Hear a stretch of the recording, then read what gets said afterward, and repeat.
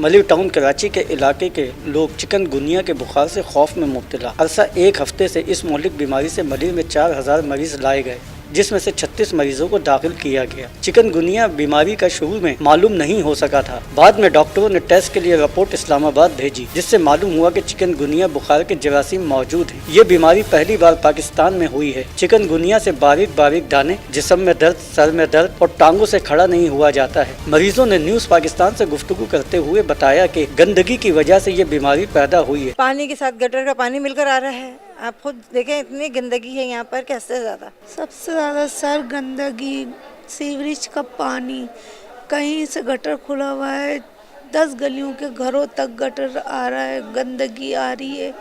इसी वजह से ज़्यादा घरों के पास से गुजर रहा है, वो तकरीबन एक महीने तक वो खड़ा है, काला हो गया, उसके ऊपर इतने मच्छर बैठे हुए हैं, बोलने पे भी नहीं वो हो रहा, कुछ भी असर नहीं है किसी को भी। हमारे इलाके में जो है ना, इतनी गंदगी है पिछले 6-7 सालों से कि इस गंदगी को जब तक नहीं हटाया जाएगा, आज गुनिया हुआ है, कल कोई और बीमारी आएगी, परसों कोई और आएगी।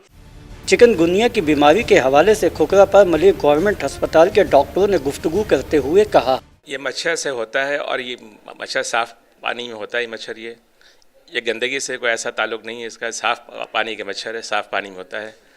और उसके वजह से जो मच्छर डेंगू कॉज करता है, ये मच्छर वही मच्छर है, इस वजह से ये प्रॉब्लम होता है। ये क्लीन वाटर और सफाई, मॉस्किटो से एहतियात, सिर्फ ये 2 चीज़ें हैं। और इसके अलावा कोई भी हमें मेडिसिन नहीं देनी है, कोई इंजेक्शन नहीं लगवाना है। अगर कोई प्राइवेट डॉक्टर ऐसा कर रहा है तो वो क्राइम कर रहा है। चिकनगुनिया जैसे मर्ज से बचाव के लिए बताई हुई हिदायत के अलावा इलाके के नाजिम और चेयरमैन और हुकूमत को फौरी तौर पर इस तरफ तवज्जो देनी होगी, वरना ये बीमारी मलिर से निकलकर कहीं दूसरे शहरों तक न पहुँच जाए और फिर हुकूमत को होश आए। कैमरामैन शहजाद सलीम के साथ आसिफ अहमद शर्मिला, न्यूज़ पाकिस्तान TV, कराची।